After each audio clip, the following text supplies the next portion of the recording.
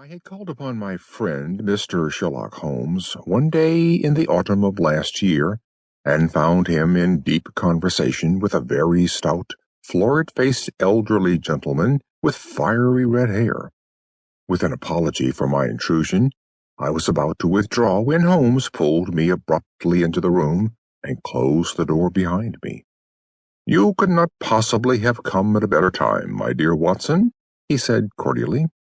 "I was afraid that you were engaged." "So I am, very much so." "Then I can wait in the next room." "Not at all.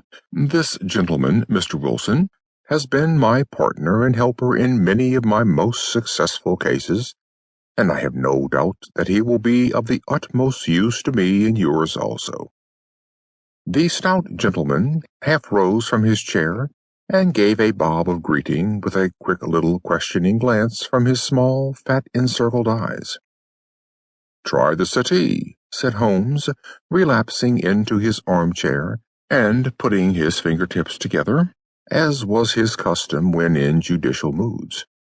"I know, my dear Watson, that you share my love of all that is bizarre and outside the conventions and humdrum routine of everyday life.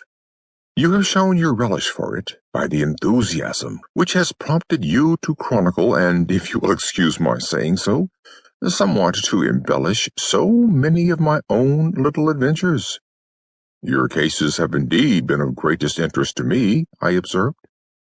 "You will remember that I remarked the other day, just before we went into the very simple problem presented by Miss Mary Sutherland, that for strange effects and extraordinary combinations we must go to life itself, which is always far more daring than any effort of the imagination."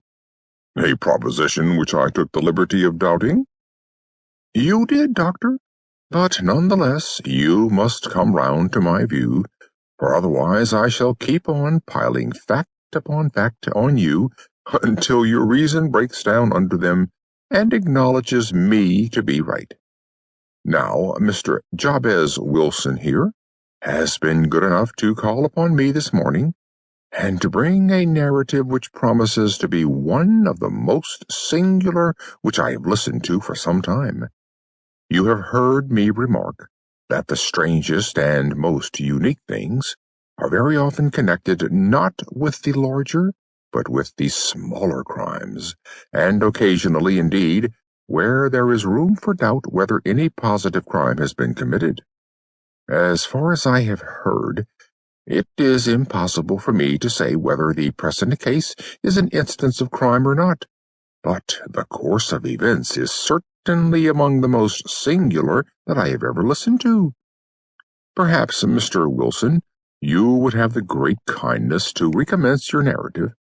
I ask you not merely because my friend Dr. Watson has not heard the opening part, but also because the peculiar nature of the story makes me anxious to have every possible detail from your lips.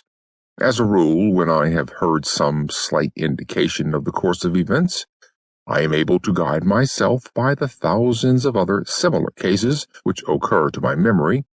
In the present instance, I am forced to admit that the facts are, to the best of my belief, unique."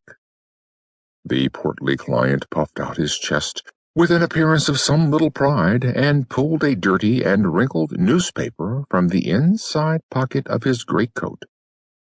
As he glanced down the advertisement column, with his head thrust forward and the paper flattened out upon his knee, I took a good look at the man, and endeavored, after the fashion of my companion, to read the indications which might be presented by his dress or appearance.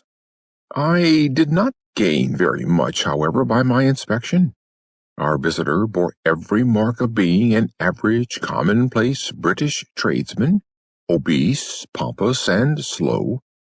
He wore rather baggy gray shepherd's check trousers, a not over-clean black frock coat, unbuttoned in the front, and a drab waistcoat with a heavy brassy Albert chain, and a square pierced bit of metal dangling down as an ornament, a frayed top hat, and a faded brown overcoat with a wrinkled velvet collar.